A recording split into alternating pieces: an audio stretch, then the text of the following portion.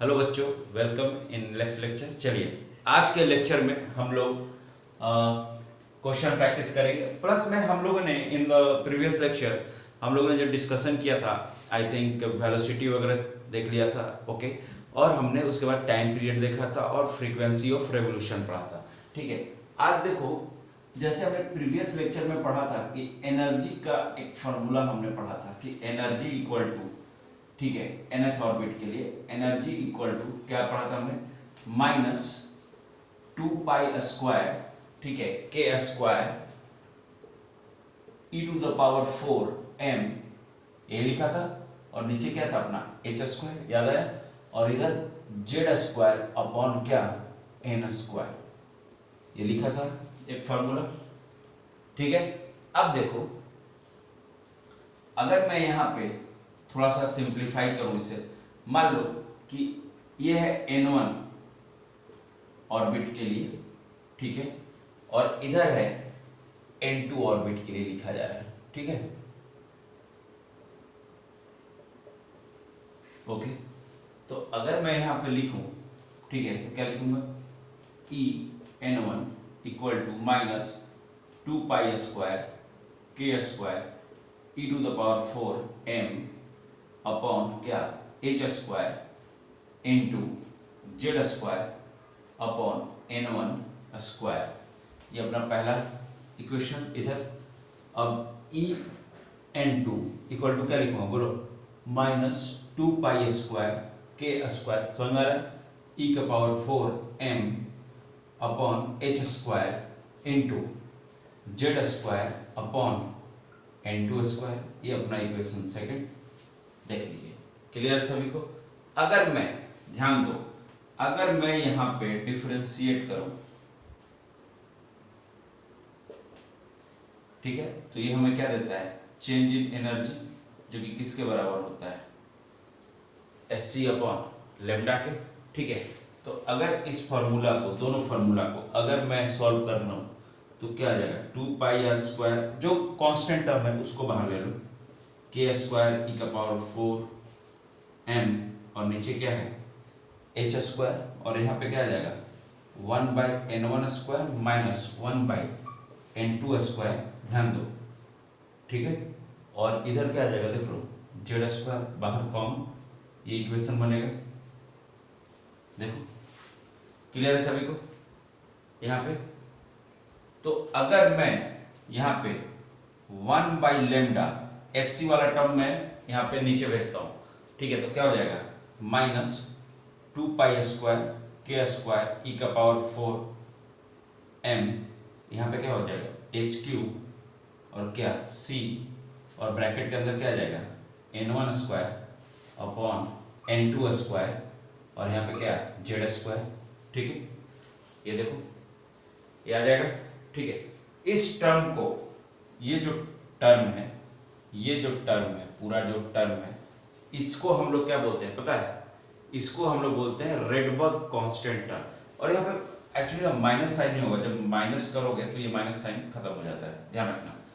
ठीक है, minus sign हट जाता है। ठीक है, तो यहाँ इस पूरे टर्म को हम लोग क्या बोलते हैं, रेडबर्ग कांस्टेंट टर्म बोलते हैं। इसको हम लोग क्या बोलते हैं,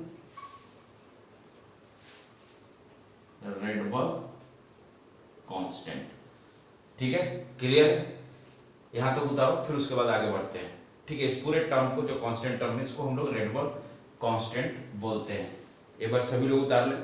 ठीक है, जब इसको आप कैलकुलेट करोगे, माइनस करोगे इन दोनों वैल्यू को, तो यहां से माइनस वाला वैल्यू जो टर्म है वो हट जाता है, इसलिए हटा दिया है। ठीक है, देख लें आप।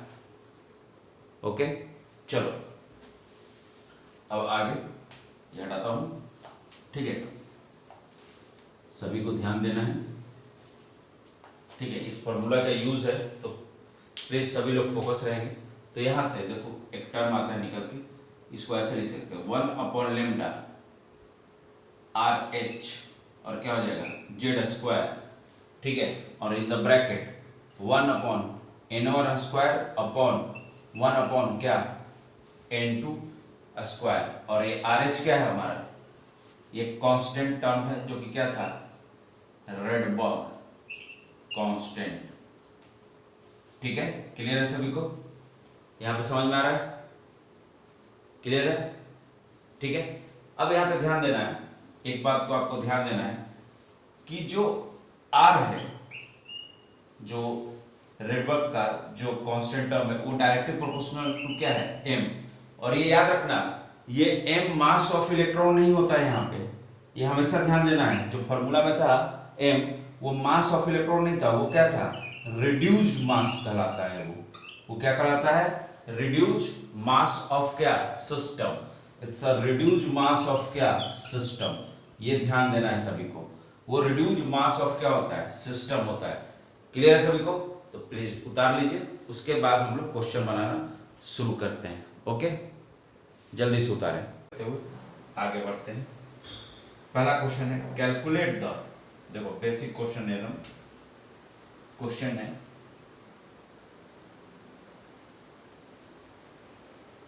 Calculate the energy of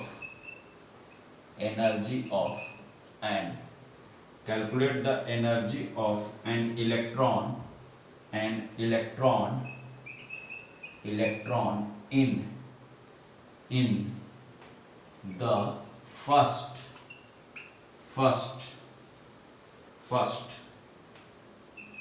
Bohr orbit of क्या?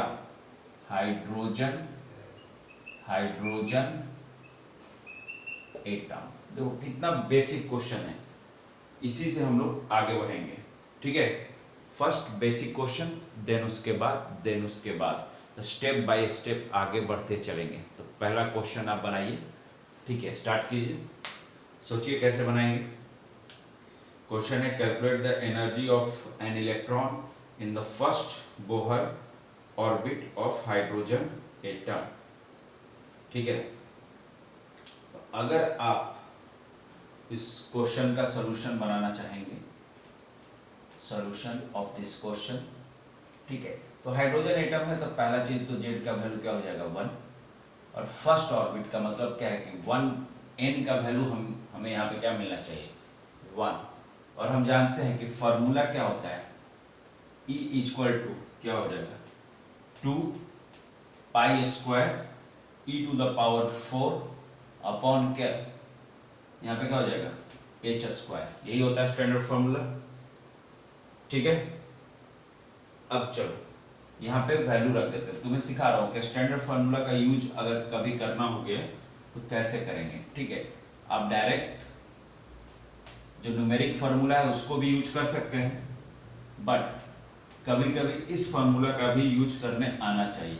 ई का वैल्यू 4.18, ठीक है, इंटू, ठीक है, इंटू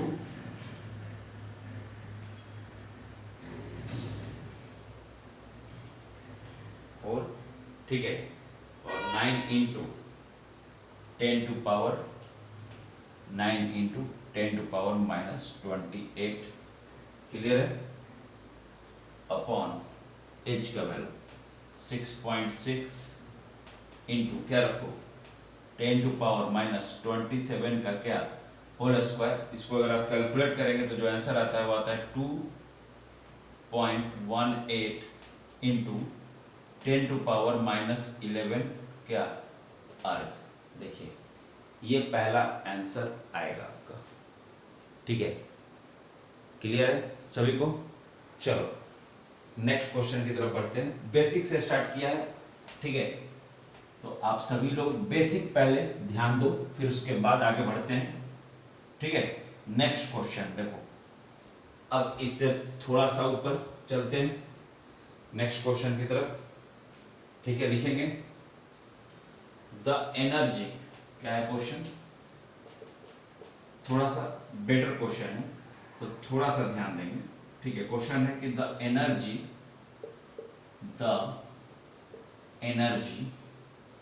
ऑफ द क्या? Electron in the second and क्या है? Third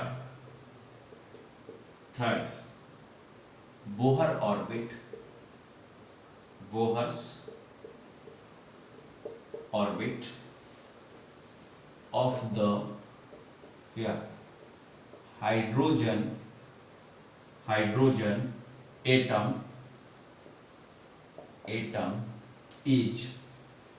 is minus 5.42 into 10 to power minus 12 erg, ठीक है, and minus 2.41 into 10 to power minus 12 earth respectively, ठीक है। Calculate the question, calculate the wavelength, calculate the wavelength of the क्या emitted radiation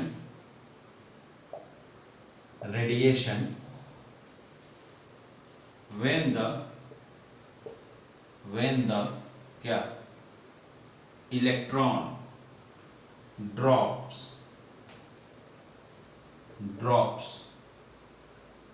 from the third to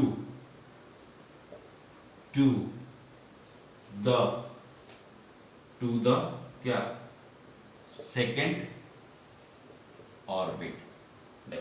basic, उसके बाद एक layer up question है, ठीक है। थोड़ा सा ध्यान दोगे क्वेश्चन समझ में आएगा, ठीक है। क्या क्वेश्चन बोल रहा है? The energy of the electron in the second and third Bohr orbit of the hydrogen atom is 5.42 minus में है, ठीक है, एंड 2.41 into 10 to power minus 12 watt, ठीक है, बहुत बढ़िया, रिस्पेक्टिवली। कैलकुलेट द वेवलेंथ, ठीक है, of the emitted radiation when the electron drop from कहां से कहां आ रहा है? फ्रॉम थर्ड टू क्या सेकेंड ऑर्बिट, ठीक है, बहुत बढ़िया। चलो क्या करेंगे, क्वेश्चन सभी लोग उतार लो, उसके बाद सोचते हैं क्या करना है, ठीक है। देखो क्वेश्चन हटा देते हैं क्योंकि सॉल्यूशन करना है। क्वेश्चन सभी ने लिख लिया होगा। देखो क्वेश्चन बड़ा है ये सोच के घबराना नहीं है, क्वेश्चन इजी है, बस आपको थोड़ा सा उसे बनाने आना चाहिए, ठीक है। तो चलिए स्टार्ट करते हैं। क्या है क्वेश्चन में, क्या दिया होता है? हमें दिया हुआ है कि यस, तो देखो डेल ई इक्वल टू क्या लिखते हैं हम? E2 माइनस क्या लिखते हैं? E1 लिखते हैं, अभी हमने देखा था। इसको क्या लिख सकते हैं? SC अपॉन लेमडा के बराबर। तो अगर हम देखें E2 माइनस E1, तो E2 और E1 का वैल्यू आई थिंक दिया हुआ है, यस दिया हुआ है, क्या है? 2.41 इंटू 10 टू पावर माइनस 12 है, और यहाँ पे जो वैल्यू है वो है हमारा क्या है? देखो 5.42 into 10 to power minus 12 equal to क्या? HC upon lambda. क्लियर है? इसको सॉल्व करो, यहां से अगर तुम इसको सॉल्व करोगे तो आई थिंक 5 3 आ जाएगा, तो 3 0 और 1 होना चाहिए, yes 1 into 10 to power minus क्या 12 into equal to HC upon lambda, तो 6.6 into 10 to power minus 34 into क्या 3 इंटू 10 टू पावर 8 अपॉन क्या लेमडा। तो ये हम लोग तो जूल वगैरह में लिए ना, मीटर वगैरह में, तो इसको भी कन्वर्ट कर देते हैं अर्ग से मीटर में, तो 10 टू पावर माइनस 7 से मल्टीप्लाई कर देते हैं। तो लेमडा का वैल्यू अब यहाँ से सॉल्व करो, तो 3.0163, तो ये तो कट सकता है, तो आई थिंक इसको काटेंगे तो 6.6 into 10 to power minus 26 into यहाँ पे क्या लिख सकते हैं 3, अपॉन नीचे क्या आ सकता है 3.01 इंटू 10 टू पावर क्या -90। इसको सॉल्व करो तो लेमडा का वैल्यू आ जाएगा approx 6.603 into 10 to power -7 metre आएगा। अगर एंगस्ट्रम में होगा तो 6603 एंगस्ट्रम आएगा। देख लो ये IIT-JEE का क्वेश्चन है। IIT-JEE एडवांस जब होता था उसका क्वेश्चन है कि देखो कितना इजी आता है, कोई टफ नहीं होता है, बस क्वेश्चन सोचने का तरीका होना चाहिए। कुछ नहीं किया मैंने बस डिफरेंस लिया है और उसको सॉल्व कर दिया है। देख लो ठीक है। अब चलो अब जरा एक वेलोसिटी पे भी एक बेसिक क्वेश्चन लेते हैं, फिर उसके बाद आगे बढ़ते हैं, है कि नहीं? क्लियर है सभी को? हटाओ चलो एक वेलोसिटी पे भी बेसिक क्वेश्चन ले लेते हैं, है कि नहीं? उसका भी क्वेश्चन प्रैक्टिस कर लेते हैं। फिर तो क्वेश्चन हम लोग करेंगे ही इन द क्लास, ठीक है, बट उससे पहले एक क्वेश्चन यहाँ पे वेलोसिटी का भी। Calculate the velocity, calculate the velocity of an electron क्या है? Revolving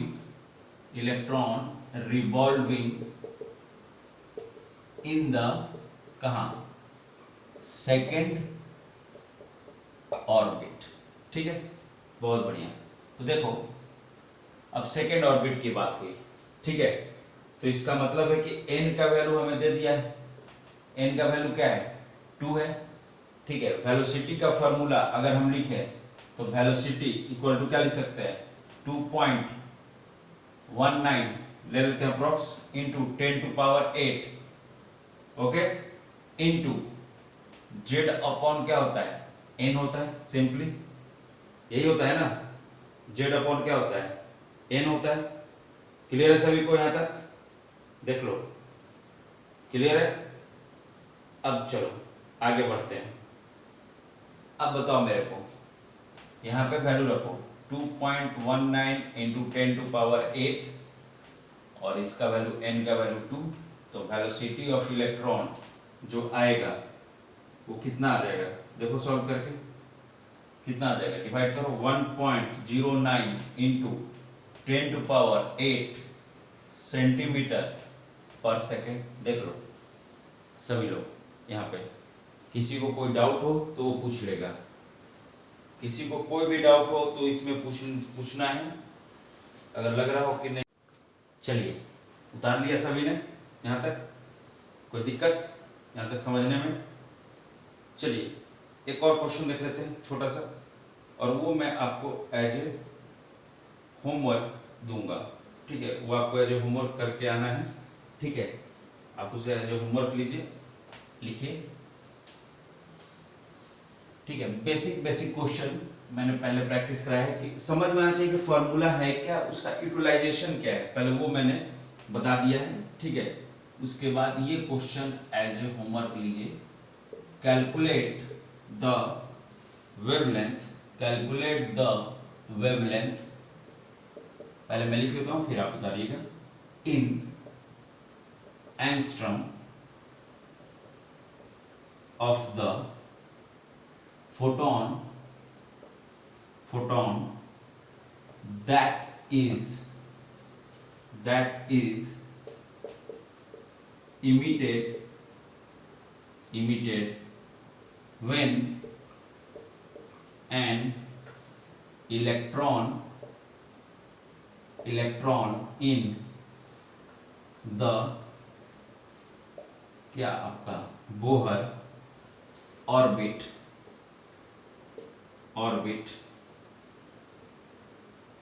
n equal to 2 returns to the क्या orbit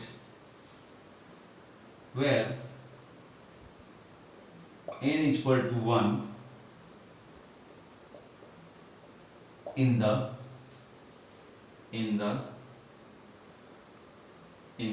क्या हाइड्रोजन एटम, ठीक है, बोला जा रहा है the ionization potential of the ground state hydrogen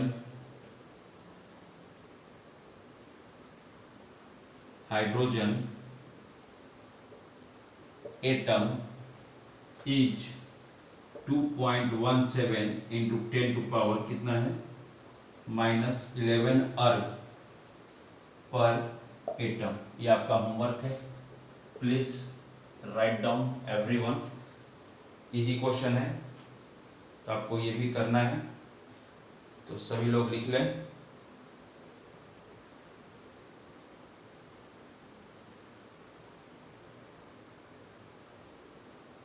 जल्दी से उतारें, do it fast, write down fast this question।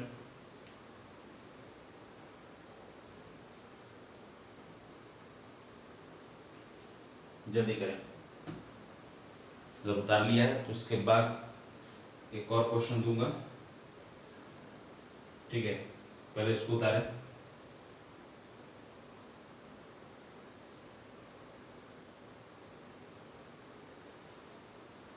चलो ये क्वेश्चन हो गया, एक और क्वेश्चन लिख लें एज ए होमवर्क, ठीक है, लिखें। क्वेश्चन है the energy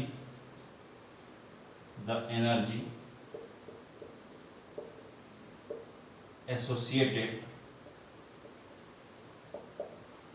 with the first orbit in the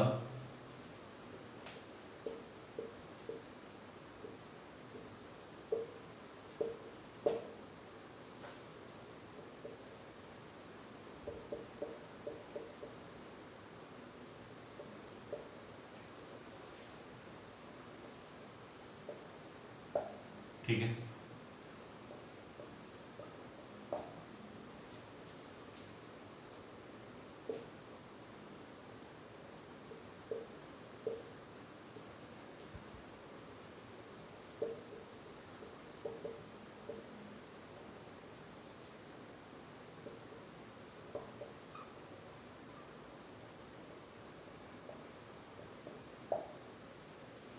ठीक है।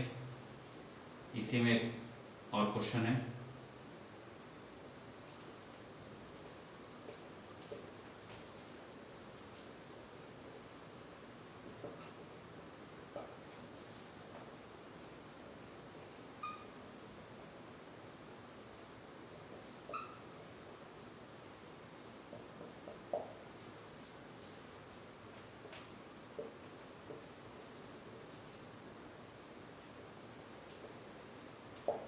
Write down,